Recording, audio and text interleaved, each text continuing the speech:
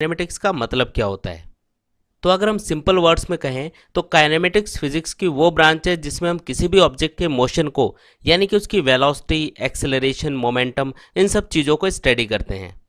For example, मान लो तुम किसी बाइक या स्कूटी से कहीं पे जा रहे हो, तो किसी टाइम टी पर आपकी वेलोसिटी क्या है, किस रेट से आपकी वेलोसिटी चेंज हो रही है, और कुछ टाइम बाद की आपकी पोजीशन क्या होगी।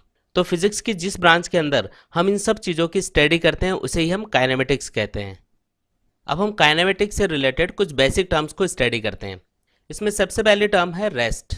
देखिए, अगर कोई भी ऑब्जेक्ट अपने आसपास की चीज़ों के रेस्पेक्ट में अपनी पोजीशन चेंज नहीं करता है तो उस कंडीशन में उस ऑब्जेक्ट को रेस्ट में कहा जाएगा। फॉर एग्जाम्पल, मान लो आप किसी बेड के ऊपर लेटे हुए हो या फिर किसी चेयर पे बैठे हो, तो इन दोनों ही कंडीशंस में आपके आसपास की जो चीज़ें हैं, जैसे ये क्लॉक हो गई, ये टेबल लैंप हो गया या ये बुक्स हो गई, तो इन सब के रेस्पेक्ट में आपकी जो पोजीशन है वो चेंज नहीं हो रही है। इसका मतलब आप रेस्ट कंडीशन में हैं। इसी तरीके से नेक्स्ट टर्म है मोशन। देखिए, अगर किसी भी बॉडी की अपने आसपास की चीज़ों के रेस्पेक्ट में पोजीशन कंटिन्यूसली चेंज होती रहती है तो हम कहेंगे कि ये बॉडी मोशन के अंदर है। फॉर एग्जाम्पल, यहाँ पे ये जो बॉल है ये इस इंक्लाइन सरफेस के ऊपर फिसलती हुई नीचे आ रही है, तो इस इंक्लाइन सरफेस के रेस्पेक्ट में इसकी पोजीशन कंटिन्यूसली चेंज हो रही है, तो हम कहेंगे कि जो बॉल है वो इस इंक्लाइन सरफेस के रेस्पेक्ट में मूव कर रही है या मोशन के अंदर है। इसी तरीके से मान लेते हैं कि एक कार मूव कर रही है, तो इस कंडीशन में आसपास की जो चीज़ें हैं उनके रेस्पेक्ट में जो कार है उसकी पोजीशन कंटिन्यूसली चेंज हो रही होगी, तो हम कहेंगे कि जो कार है वो मोशन के अंदर है। यहाँ पे हमको ध्यान रखना है कि जो मोशन है वो हमेशा ऑब्जर्वर के रिलेटिवली देखा जाता है। फॉर एग्जाम्पल, ग्राउंड पे खड़े हुए ऑब्जर्वर के लिए ये कार मोशन के अंदर है, लेकिन इसके अंदर जो पर्सन बैठा है अगर उसके रेस्पेक्ट में देखा जाए तो जो कार है वो रेस्ट कंडीशन में होगी, क्योंकि कार की जो पोजीशन है वो इसके रेस्पेक्ट में चेंज नहीं हो रही है। यानी कि यहाँ पे सिंपली हम कह सकते हैं कि जो मोशन है वो हमेशा ऑब्जर्वर की पोजीशन के ऊपर डिपेंड करता है और उसी के रेस्पेक्ट में स्टडी किया जाता है। इसी तरीके से नेक्स्ट टर्म है पॉइंट मास ऑब्जेक्ट या फिर पार्टिकल। देखिए, अगर किसी भी बॉडी की जो साइज है वो उसके मोशन की रेंज की कंपैरिजन में अगर बहुत कम है तो उसे हम पॉइंट मास ऑब्जेक्ट या फिर पार्टिकल कहते हैं। फॉर एग्जाम्पल, मान लो आप एक बॉल को ऊपर उछालते हो, तो यहाँ पे बॉल जो हाइट कवर करेगी अगर वो बॉल की साइज की कंपैरिजन में काफ़ी ज़्यादा हो, या हम कह सकते हैं कि यहाँ पे जो बॉल की साइज है अगर वो उसके थ्रू कवर की गई हाइट की कंपैरिजन में काफ़ी कम है या नेग्लिजिबल है, तो उस कंडीशन में हम उस बॉल को पॉइंट मास ऑब्जेक्ट या पार्टिकल कहेंगे। इसी तरीके से काइनेमेटिक्स में हम एक और वर्ड यूज़ करते हैं, रेक्टिलिनियर मोशन। देखिए, अगर कोई भी बॉडी एक स्ट्रेट पाथ के ऊपर मूव कर रही है तो उसके मोशन को हम रेक्टिलिनियर मोशन कहते हैं। फॉर एग्जाम्पल, यहाँ पे जो कार्स हैं अगर वो एक स्ट्रेट रोड के ऊपर मूव कर रही हैं तो उनके मोशन को रेक्टिलिनियर मोशन कहा जाएगा। तो गाइज, अब हम बात करते हैं कि ये फ्रेम ऑफ रेफरेंस क्या होता है। तो देखो, फ्रेम ऑफ रेफरेंस एक तरह से वो पर्सपेक्टिव है या देखने का नज़रिया है जिससे हमें पता चलता है कि कोई भी ऑब्जेक्ट मूव कर रहा है या नहीं कर रहा है। फॉर एग्जाम्पल, मान लो कि एक ट्रेन अर्थ के ऊपर मूव कर रही है, तो यहाँ पर अगर हम अर्थ को फ्रेम ऑफ रेफरेंस मान लें तो हम इस ट्रेन के मोशन को यानी कि इसकी स्पीड, ये कितना डिस्टेंस कवर करेगी, इन सब चीज़ों को आसानी से कैलकुलेट कर सकते हैं। तो यहाँ पे इस ट्रेन के लिए जो फ्रेम ऑफ रेफरेंस है वो होगा अर्थ। लेकिन इस मूविंग ट्रेन के अंदर अगर कोई ऑब्जेक्ट मूव कर रहा हो तो हम उस कंडीशन में फ्रेम ऑफ रेफरेंस किसे मानेंगे।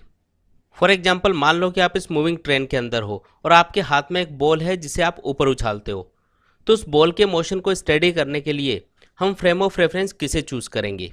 तो यहाँ पे अगर हम इस ट्रेन को बॉल के लिए फ्रेम ऑफ रेफरेंस मान लेते हैं तो ये ज़्यादा कन्वीनियंट रहेगा और हम इस बॉल के मोशन को ईजिली स्टडी कर पाएंगे। तो इसका मतलब ये हुआ कि हम फ्रेम ऑफ रेफरेंस को अपनी कन्वीनियंस के अकॉर्डिंग चूज़ कर सकते हैं और अलग अलग कंडीशंस में इसे हम चेंज भी कर सकते हैं। अब नॉर्मल कंडीशंस में हम किसी भी ऑब्जेक्ट के मोशन को स्टडी करने के लिए हम फ्रेम ऑफ रेफरेंस किसे चूज़ करेंगे। तो यहाँ पे हम 3 म्यूचुअली परपेंडिकुलर एक्सिस का एक सिस्टम यूज़ करते हैं। इन एक्सिस को कहा जाता है एक्स एक्सिस, वाई एक्सिस और जेड एक्सिस।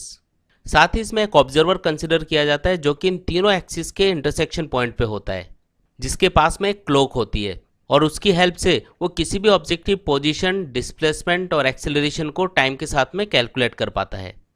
यहाँ पे इन तीनों म्यूचुअली परपेंडिकुलर एक्सिस का जो इंटरसेक्शन पॉइंट है उसे हम ओरिजिन कहते हैं और इसे ही हम ऑब्जर्वर की पोजीशन भी कह सकते हैं।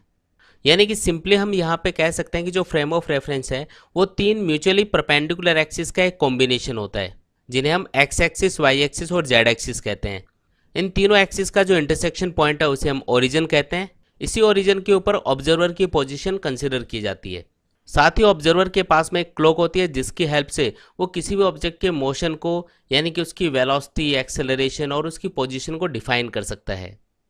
काइनेमेटिक्स में हम किसी भी ऑब्जेक्ट के मोशन को 3 कैटेगरीज में डिवाइड कर सकते हैं। उसमें से पहला है 1 डायमेंशनल मोशन, सेकंड होगा 2 डायमेंशनल मोशन और थर्ड है 3 डायमेंशनल मोशन। तो सबसे पहले हम बात करते हैं कि 1 डायमेंशनल मोशन का मतलब क्या होता है। मान लेते हैं कि एक कार है जो कि एक स्ट्रेट रोड के ऊपर मूव कर रही है, या फिर आपके हाथ में एक बॉल है जिसे आप सीधा ऊपर की ओर उछालते हो। तो इन दोनों ही कंडीशंस में जो ऑब्जेक्ट्स हैं वो एक स्ट्रेट पाथ के ऊपर मूव कर रहे हैं। तो इस टाइप का जो मोशन होता है उसे हम 1 डायमेंशनल मोशन कहते हैं।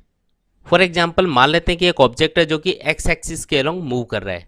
तो यहाँ पे इस पार्टिकल का सिर्फ एक्स कोऑर्डिनेट कंटिन्यूसली चेंज होगा, इसका जो वाई और जेड कोऑर्डिनेट है वो 0 रहेगा। तो इस कंडीशन में इस पार्टिकल का जो मोशन है उसे 1 डायमेंशनल मोशन कहा जाएगा। यानी कि सिंपली हम कह सकते हैं कि किसी भी ऑब्जेक्ट के मोशन के दौरान अगर एक्स, वाई और जेड कोऑर्डिनेट में से उसका सिर्फ एक ही कोऑर्डिनेट चेंज होता है तो उसे हम 1 डायमेंशनल मोशन कहेंगे। अब हम बात करते हैं कि 2 डायमेंशनल मोशन का मतलब क्या होता है। तो यहाँ पे मान लो कि एक कीड़ा है जो कि एक फ्लोर के ऊपर मूव कर रहा है, या फिर एक कार है जो कि एक सर्कुलर टर्न के ऊपर मूव कर रही है। तो इन दोनों ही कंडीशंस में हम देख सकते हैं कि जो ऑब्जेक्ट्स हैं वो एक प्लेन के ऊपर मूव कर रहे हैं। तो इस कंडीशन में इन ऑब्जेक्ट्स का जो मोशन है उसे 2 डायमेंशनल मोशन कहा जाएगा। फॉर एग्जाम्पल मान लो ये जो पॉइंट P है ये इस एक्स वाई प्लेन में अगर इस तरीके से मूव करे कि इसका जो एक्स और वाई कोऑर्डिनेट है वो दोनों चेंज हो, तो उस सिचुएशन में इस पॉइंट P का जो मोशन है उसे 2 डायमेंशनल मोशन कहा जाएगा। यानी कि सिंपली हम कह सकते हैं कि अगर किसी भी ऑब्जेक्ट के मोशन के दौरान अगर एक्स, वाई और जेड कोऑर्डिनेट्स में से उसके कोई भी 2 कोऑर्डिनेट्स कंटिन्यूसली चेंज होते हैं तो उस ऑब्जेक्ट के मोशन को 2 डायमेंशनल मोशन कहा जाएगा। अब इसी तरीके से हम 3 डायमेंशनल मोशन को भी डिफाइन कर सकते हैं।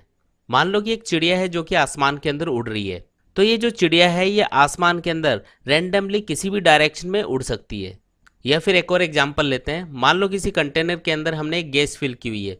तो इस कंटेनर में ये जो गैस के मॉलिक्यूल्स हैं ये आगे पीछे या ऊपर नीचे रैंडमली किसी भी डायरेक्शन में इजीली मूव कर सकते हैं। तो यहाँ पे इन दोनों ही कंडीशंस में इस टाइप के मोशन को हम 3 डायमेंशनल मोशन कहते हैं। फॉर एग्जाम्पल यहाँ पे जो पॉइंट P है अगर वो इस तरीके से मूव करता है कि उसके तीनों यानी कि एक्स, वाई और जेड कोऑर्डिनेट्स कंटिन्यूसली चेंज होते रहते हैं, तो इस टाइप के मोशन को हम 3 डायमेंशनल मोशन कहेंगे। यानी कि सिंपली हम यहाँ पे कह सकते हैं कि किसी भी ऑब्जेक्ट या बॉडी का ऐसा मोशन जिसमें उसके तीनों कोऑर्डिनेट्स यानी कि एक्स, वाई और जेड कोऑर्डिनेट्स चेंज होते रहते हैं, इस टाइप के मोशन को हम 3 डायमेंशनल मोशन कहते हैं। तो गाइज आज के इस वीडियो में हमने काइनेमेटिक्स से रिलेटेड कुछ बेसिक टर्म्स को स्टडी किया। साथ ही हमने जाना कि फ्रेम ऑफ रेफरेंस का मतलब क्या होता है। इसके अलावा हमने बात की कि 1 डायमेंशनल, 2 डायमेंशनल और 3 डायमेंशनल मोशन का मतलब क्या होता है। आई होप आप लोगों को ये वीडियो पसंद आया होगा। तो मिलते हैं एक न्यू वीडियो के साथ, तब तक के लिए take care and good bye.